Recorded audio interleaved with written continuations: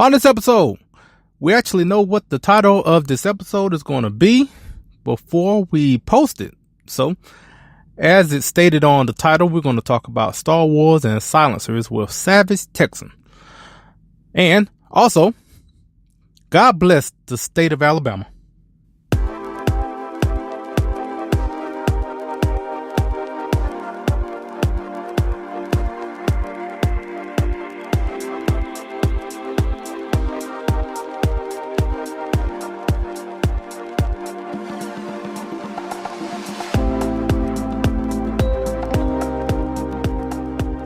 From the highways of America, here's the podcast where we talk politics, a little entertainment, some culture, and this and that, from the road to your ears.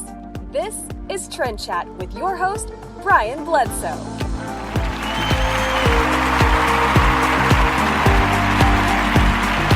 And welcome to another episode of Trend Chat.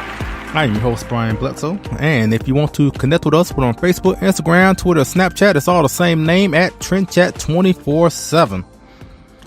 And if you like this, I know, well, this is your first time listening.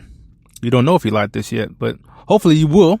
And if you do like it, share, subscribe. We're on Google Podcasts, Apple Podcasts, iHeartMedia, iHeartRadio, Spotify, and just a number of other podcast outlets that we don't know the name of and have no clue that we're on, but we're glad that we're on them.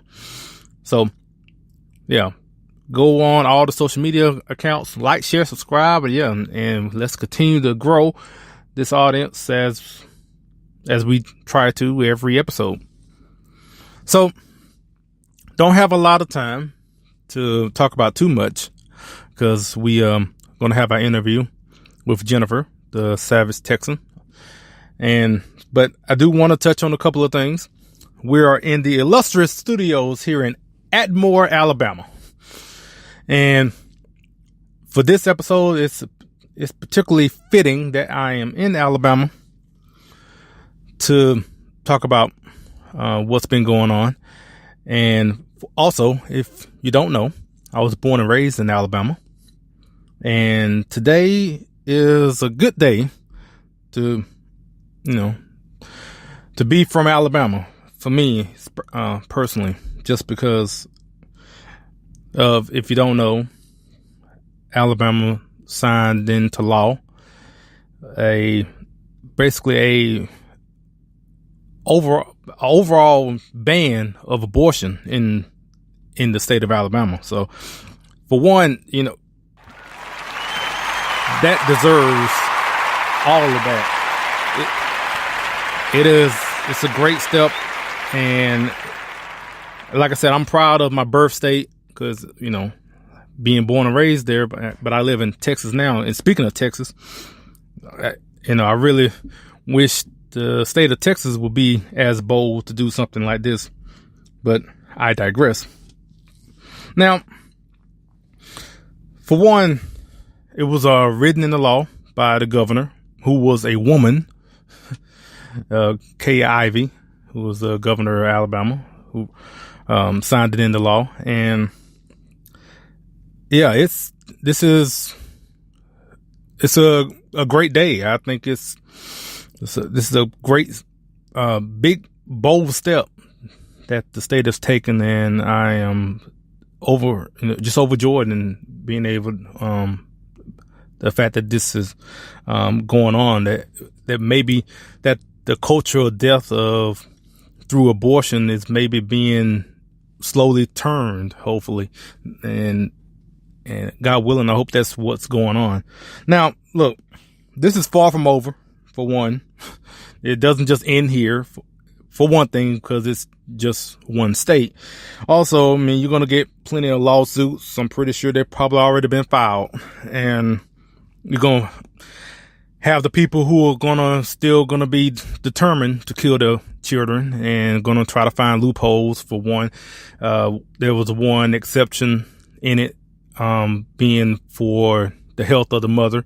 So I can only imagine the people who are determined to kill their children, they're going to just make any reason to say it's for the health of the mother, even though I've seen plenty of articles and commentary from medical professionals saying that there really is no medical reason to have an abortion.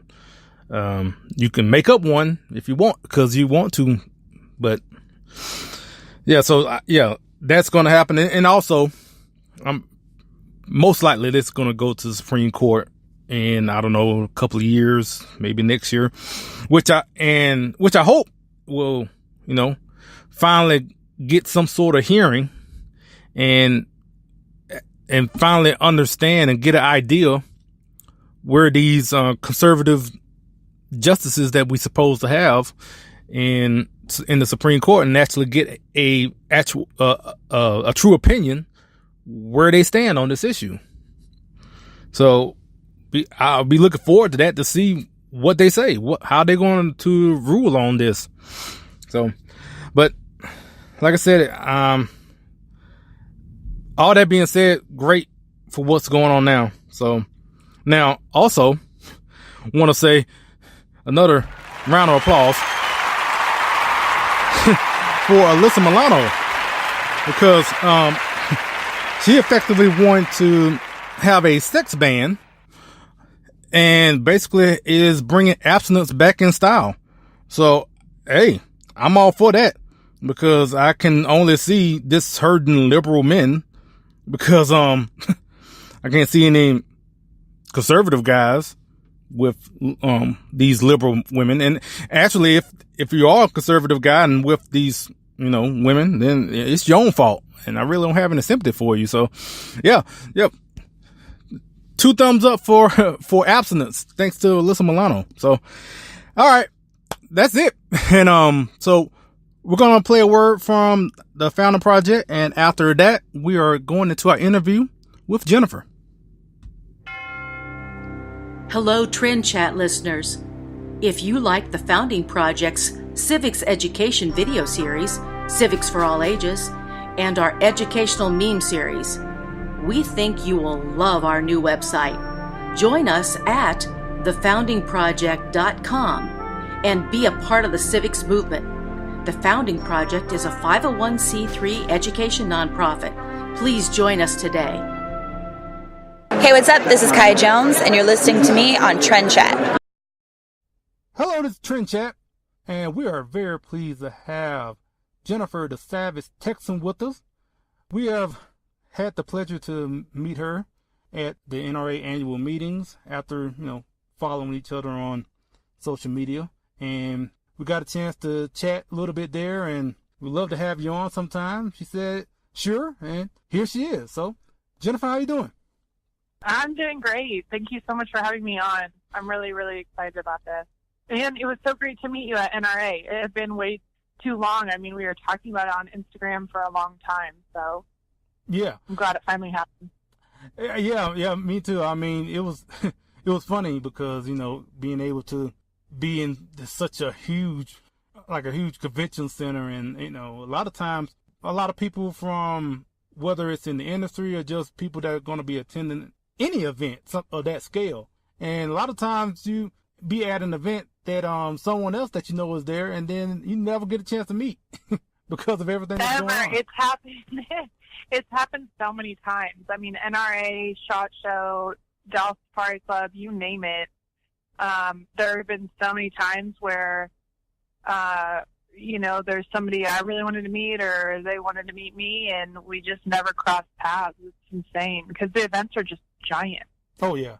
Now, I guess not gonna get too much more into the annual meetings. I've been talking about the past couple of episodes, but I did want to ask you, because one, being at the meetings, so obviously if you're there, you like guns in some way. So I guess first question I want to ask is, how did you get into guns? I mean, is it something you grew up with, or something, happened, or something? I mean, everyone has a story as far as what got them to this point. Right. I grew up with parents who supported the Second Amendment, but, we would go out leisurely shooting. My parents they still have a gun that they have to assemble, like the pistol isn't even put together yet. And I had a few friends who went through some traumatic things, and I was the person they called, and I had to go help them out. And it kind of made me realize, you're your biggest advocate in every sense of the imagination. So, how long is it going to take for the cops to be there? And me getting called, I was the first call for two of my friends, and it was pretty devastating to see my best friends be so, not weak, but they were pretty shattered by these two events that happened to them, respectfully. And just seeing that, and growing up the way I grew up, I wanted to get into firearms. And what put me over the edge and made me get my CHL, or concealed handgun license, I think it's called, is it a license to carry? I don't know what they're considering it now. Yeah, I think it's license carrier now. Yeah. I was an athlete in college. I'm 6 foot. Like I'm not a small female by any sense of the imagination.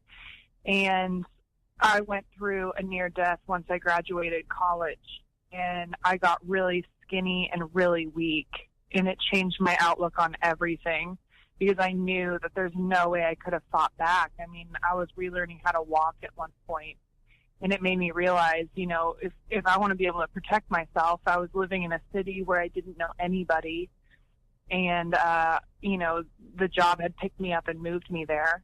And I just wanted to make sure that if the time came, God forbid, that I would be able to at least try to fight back and, survive if I needed to. Okay. And I guess as far as growing up, as you said, having, like you say that your parents had a gun you still have to assemble. I don't say that I know that much about guns. So what kind of gun is that?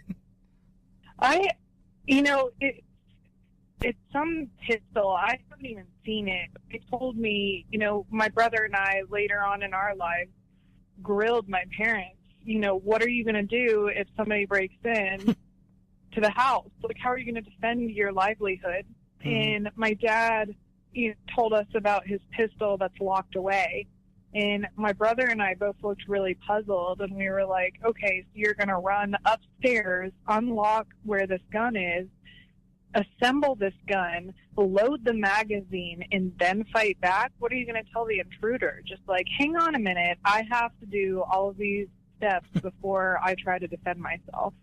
Like, nobody's waiting on you. Oh, no. And it kind of, you're thinking about those scenarios, and after, my whole position changed on everything, and I was like, man, I want to carry all the time. Like, I have that right. I want to be able to defend myself. Then I started really getting on my parents to carry more and stuff, but I didn't grow up around firearms or anything. I got into it myself, just being a female and wanting to, or having the right to defend myself, and then wanting to be able to.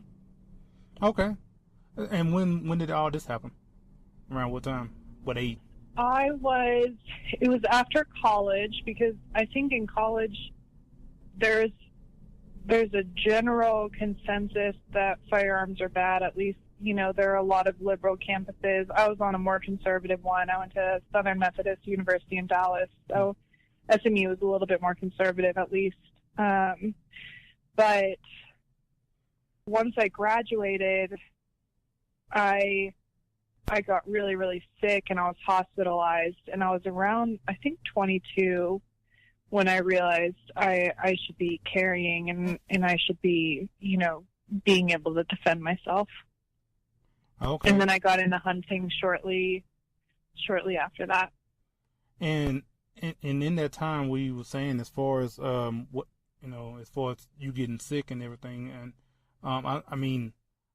what was that like? I mean, the recovery. I know you mentioned earlier, as far as trying to, you have to learn how to walk at one point. I mean, how was that whole ordeal? Yeah, it's really interesting going from somebody who's really strong to somebody who's really weak, and the doctors had no idea what was going on, and I think that was probably the hardest part because there's never been an answer as to what happened. I had internal bleeding and my heart didn't have enough blood to pump, essentially. And so I kept on being put on prescribed medication. I mean, a bunch of different steroids and painkillers and stuff. And I was up to 12 meds a day, and my hair was falling out, and I had lost 40 pounds in 40 days. I was 6 foot and 114 pounds, if that gives you a little bit of a clue as to like how sick I got. And my mom had to come take care of me, but I found a doctor who is more holistic, and he put me on a really, really strict diet, and he did a few things to help me, and I had to go to a more holistic doctor to help me manage my pain in order to get off all these painkillers. And that's kind of why I got into hunting, is because I wanted to know where my meat came from and to know, that this wild animal had a good life beforehand. So it really helped evolve me into the person I am today with, firearms and hunting and everything. Okay. Now, when it comes to hunting, I mean, I know I haven't done a lot myself. I mean, now, yeah. I mean, but like for you, I mean, you're able to, like, I guess, go out in different locations, and I guess, do you have like a particular type that you like to hunt, or just like it's just whatever? I'll never say no to hunting, I don't think. You know what I mean? Yeah. Obviously, hog hunting, there's a big hog problem down in Texas, and that's more of like a population control type of thing down here, just because they're so rampant, and they destroy so much land. I mean, if you see how destructive they are, you would realize how important it is to have some sort of control over them. But predator hunting as well, and then deer hunting. I deer hunt with my godfather.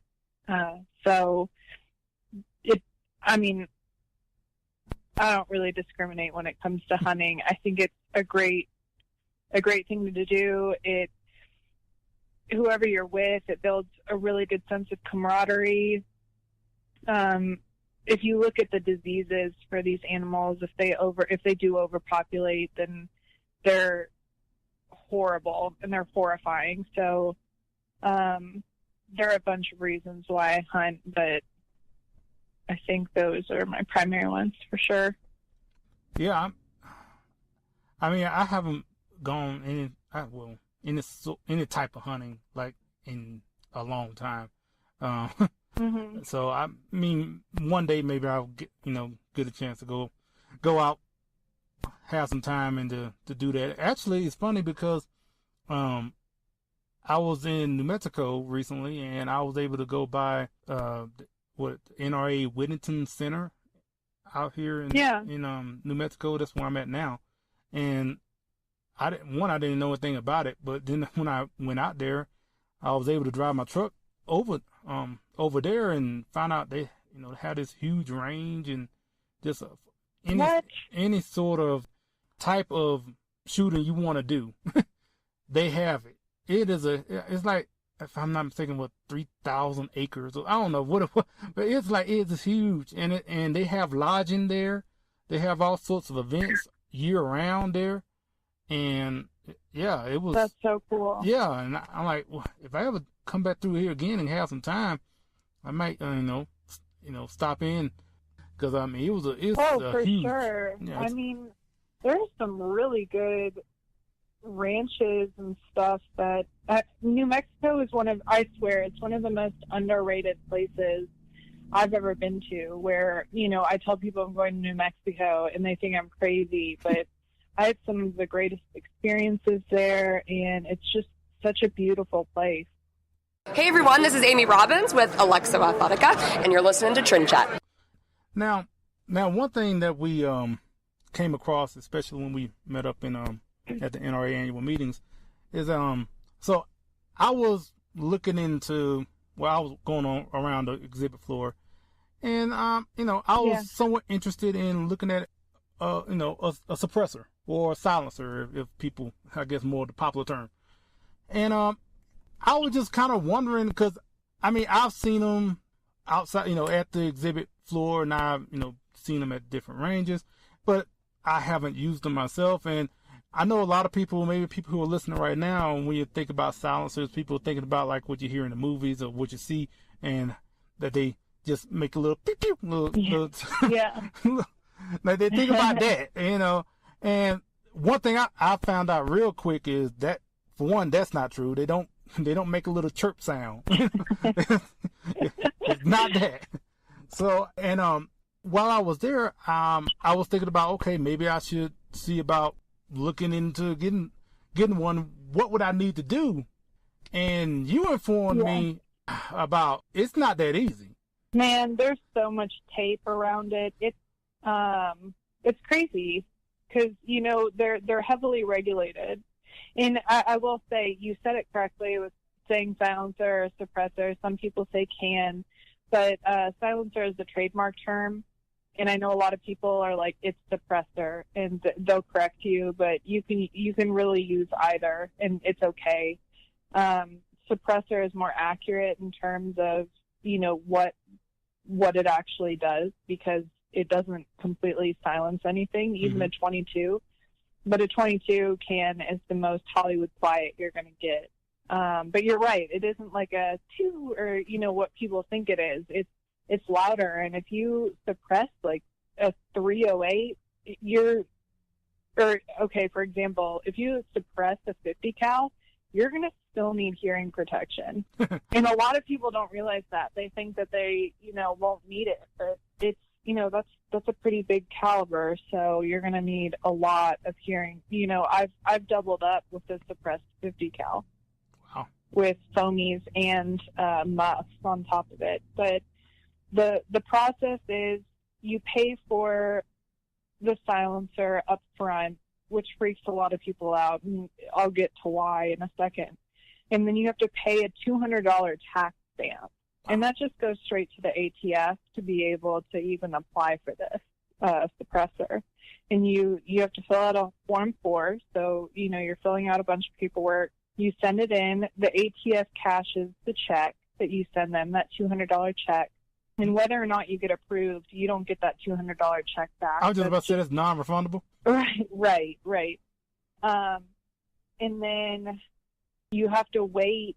I mean, the waiting time fluctuates, but right now you're looking at 8 to 10, 11, 12 months until you see the silencer, and you get your tax stamp to be able to use your silencer at that point. Yeah, so it's a long wait, especially when you're giving somebody money and you don't get to see what you purchased for about a year, Now, is it the same? Now, is it the same process every time, or is it like this? Just what happens when you do it the first time? Like, once you buy one, then after that you can just it's easier afterwards. This is where it really stinks. Every single time you buy one, you have to reapply. So, if I were to purchase, or if you were to purchase one today, and then you would have to wait, 8 to 12 months, depending on what the wait time is right now. Mm-hmm. And then if you wanted to purchase another one in 4 months, then you would send in that application with your fingerprints and demographics. And there's this whole thing. If you have a trust, then you have to have your responsible parties on that trust submit their fingerprints and their demographics, and there's a lot that goes into it for sure. So, and you can only buy one at a time? Or no, you can buy as many as you want at a time, but you have to remember that on top of just purchasing the silencer, you have to usually purchase muzzle devices that will fit onto your host firearm, and that'll take your silencer. Mm-hmm. And then you have to, on top of that, you have to pay that $200 tax stamp. And some muzzle devices do come with the silencer when you purchase it, but it just depends on which one you purchase. So it just like everything just depends, but where you're looking at an added cost on top of the cost of the silencer. So it's a deterrent for a lot of people. So if, I guess let's say, for instance, if I want to get, let's say if I want to get 3, would I have to pay the $200 for each one, or would that $200 cover the 3? Oh, okay. That's why I was wondering, Yeah, you have to pay $200 each time you apply for it. And like I said, you don't really get that back. And even if you're buying 3 at one time, you still have to pay $200 for each one of the silencers. And you have to file a Form 4 for each one, too. So, I mean, you're talking about triple the paperwork. Oh, okay. And okay. triple the fee. Okay. Now I see what you mean. Because I was thinking about, can people just like maybe buy multiple ones at one time to try to succeed, try to cut down on some of that cost, as opposed to you have to buy one each time, you have to go through it. But if it's that way every time, for every one, then I guess it really doesn't matter. No, and I mean, a lot of people, you invest a lot of money. Like, silencers aren't cheap, and you invest a lot of money in it, and then you have to wait in order to get it. So, there are a lot of reasons to get silencers. I mean, I wish there was less bureaucratic tape around this whole situation, because they're really helpful in more than just suppressing sound, but we're talking about recoil. A lot of females are just, I mean, pardon the pun, but they're gun shy to even shoot a gun because of the recoil associated with it. And silencers help out with that too, on top of, sound suppression. So I guess like the term suppressor is not only with sound, but also with the recoil. Yeah, and there are certain ones, like, depending on what your goals are, you can get silencers that reduce blowback, especially if you're a left-handed shooter. I mean, there are certain manufacturers that specialize in that, and then there are certain ones that specialize in hunting. So it's a more rugged can, and it's a little bit more robust and stuff like that. So it really depends on what your goals are, and, they have lighter ones for plinking targets, and then they have ones that are, long-range ones that are, they have silencers that are full auto rated as well. There's a wide array of silencers, even though they all look kind of the same. Yeah, I did notice that when I was walking around. I'm like, well, they all kind of look the same. I mean, I'm pretty sure they all have different little features here and there and whatnot. And I don't want to get too much into the specifics of all that, because we only got 45 minutes, so. But I know the one thing I was just, when I was looking at all of them, and just, it's just, I guess one of the main reasons I'm guessing why it's so difficult now to get a silencer is, basically just the fear that has been, pushed, through Hollywood, as far as how they show what they, in movies and whatnot. And so a lot of people don't really have, an accurate view as far as what they do and why they're needed, because most people just think of it like that, like oh, you just want that so you can be an assassin or something like that. Yeah, back in the day, the mafia used them, and so the government, to cut down on it, would charge people a $200 tax stamp, and back in the day that made it basically untouchable for the common population. So I think now there's this common misconception that silencers still aren't legal, even though they are. And even though there's a lot of tape surrounding it and there are a lot of hoops to jump through, at the end of the day, it really is worth it, in my opinion, in a lot of other people's opinion. But I think there's a huge population of gun owners who don't even realize that silencers are legal. And I think it's just because back in the day, people couldn't afford the $200, and that $200 tax stamp hasn't inflated, with the cost of everything else. It stayed the exact same. So if you think about it, in the grand scheme of things, $200 really isn't that bad for everything that you're getting in return. Oh, yeah. And, well, you know what? I would like you to say that again, because I think a lot of people really don't know that, because I'm thinking people may be listening to us right now, and they think we may be talking about something that's actually illegal. But no. Yeah. No. Say it again. For the people in the back, tell them again. People in the back. Silencers are totally legal, and you can obtain them. It just takes a little bit of paperwork and an application and a little fee.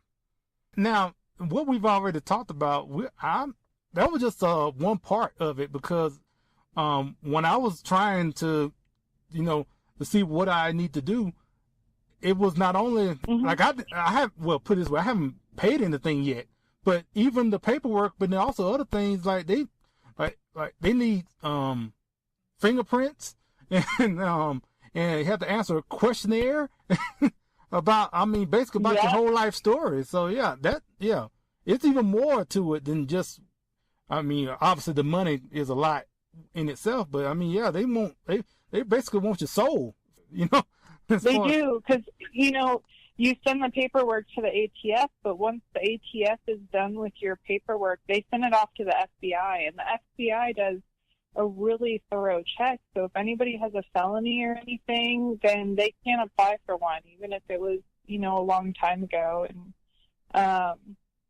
there's a lot surrounding this, and it's really unfortunate, like I said, because they, by themselves, silencers are just big black tubes. And they've been kind of demonized by, what I talked about, but also what you talked about with Hollywood and things being Hollywood quiet and this preconceived notion that nobody's going to hear you if you shoot it. Yeah. The notion is that if you have a silencer, can you imagine if you had a AR-15 with a silencer, put them two together like that? Oh man, I'll tell you, liberals just lose their mind. They saw something like that. Man, to even fly with them, you have to fly with your paperwork, like with a copy that and you have to say, I have firearms and I have suppressors, and they have to check it and everything. It's this whole ordeal, but they're in a class with like machine guns and stuff like that. Yeah, that's what what seems kind of. I was thinking about that. Yeah, I was thinking, because when you said the mafia used them, so from that point on, then they were basically banned, but for the most part in a way.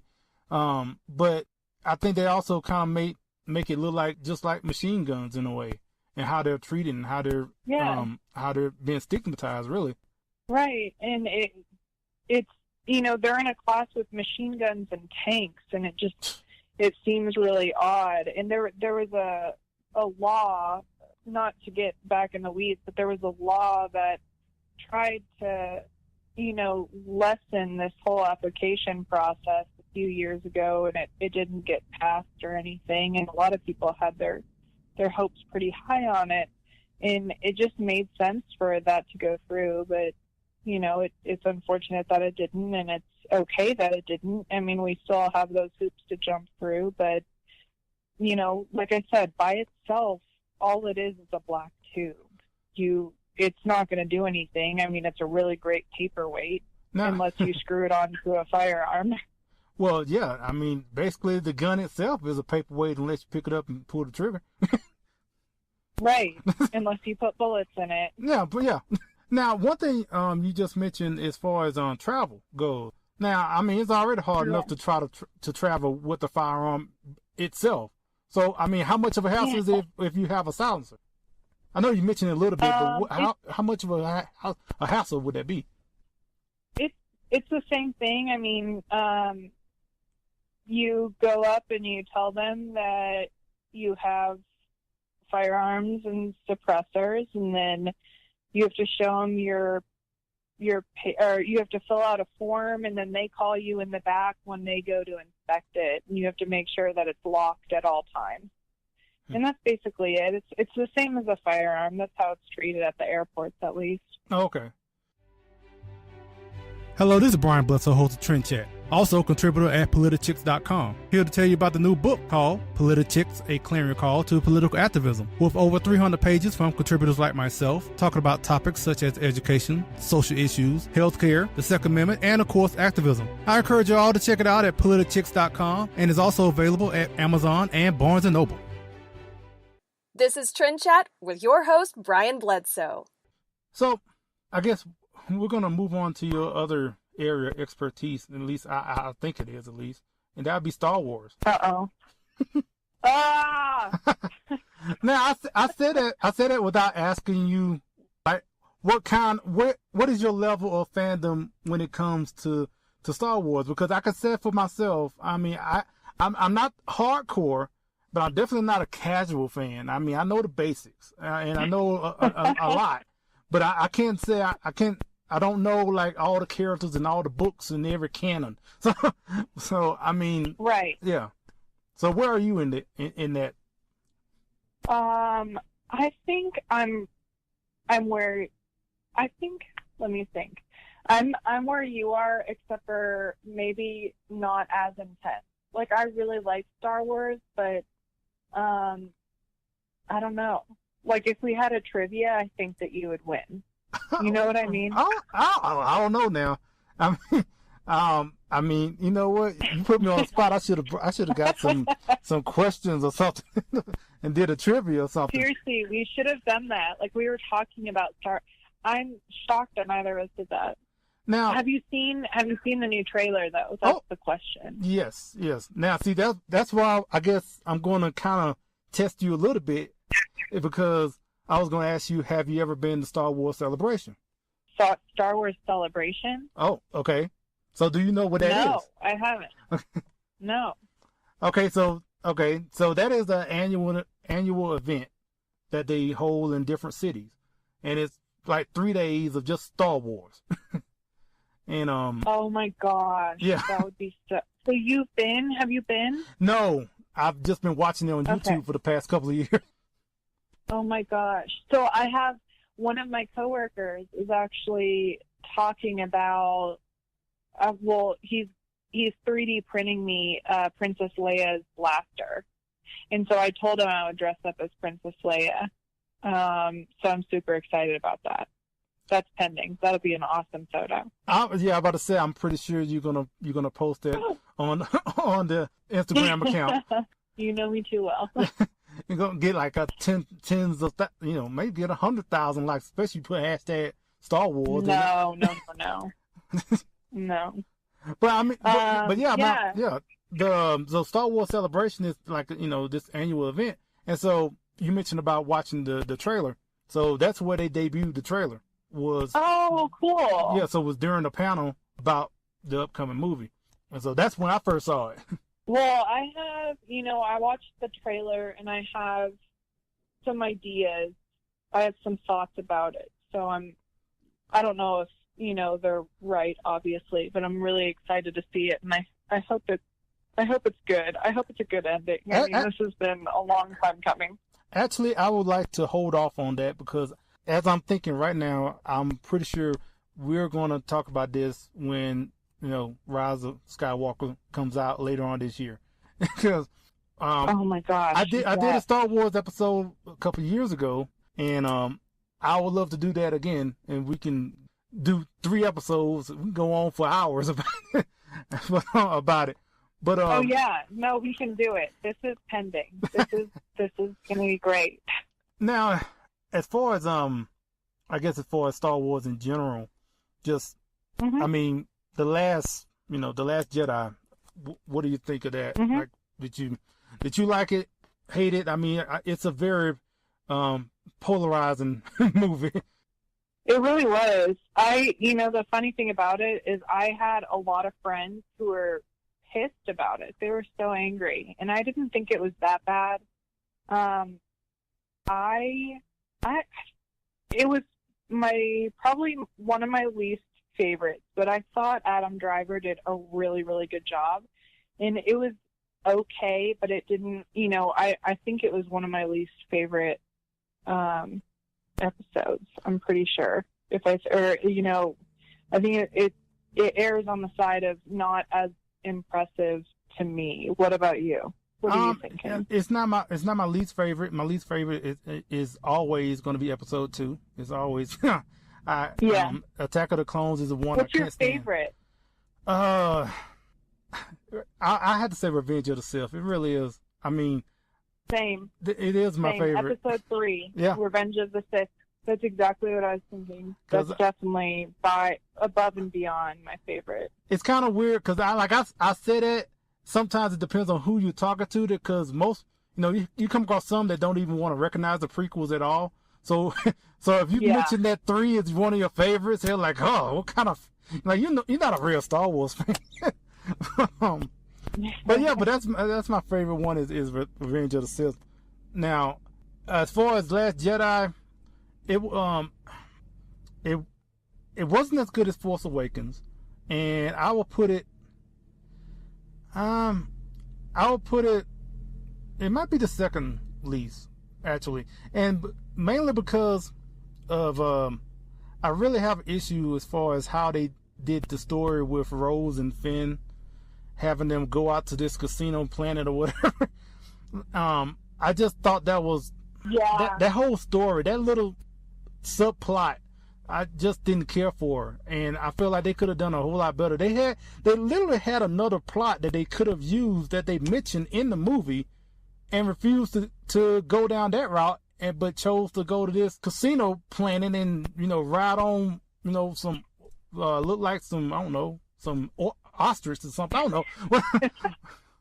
but I think it was kind of anticlimactic because the resistance was only the rebels, the First Order is the Empire. Like, there's really not any end in sight, and it was kind of just vanilla. And like you said, I don't know, that casino part, I think there was a lot of weird humor in there, and I don't think Disney did a very good job at all. No. Trying to convey and capture, the true essence of Star Wars. But that being said, I'm definitely going to be right there when when episode 9 comes out. I'm going to be right there to watch it. And you know it. And I'm most likely going to be at when they do the marathon, because I did it back when Force Awakens came out. They had a marathon where they showed all the movies, and then in the theater. I've never done that, but that sounds so cool. I'm most likely going to do it because I couldn't do it for Endgame. I mean, that's 22 movies. I couldn't do it for that. That was 59 hours. I just couldn't. For one, I got to work. I got a job. I can't put that much time. But I might be able to do this for episode 9 to watch all the movies. So when I did it for Force Awakens, that was a day and a half. So it started at 1:00 in the morning on a Wednesday, went all the way into Thursday night, when the movie actually premiered. So it was cool. Now, when episode 2 came, that's the only time I fell asleep, because I just don't like episode 2. And so, yeah. Yeah. But it was actually, it was really disappointing. But I think we cover it when we say it isn't the absolute. No. Or, No, but like I said, we're going to cover this again. Like I said, we're going to get more in depth. We're probably not going to get too in depth on it, but we definitely can talk more about it later on this year when it comes time for episode 9. So if people want to get in, I have one more thing about this, because I need to throw this out there. I think because Princess Leia felt Palpatine's presence, I think that Palpatine is going to live on through the Death Star like Bane did in the Sith Temple. So that's what I'm guessing, but we'll see.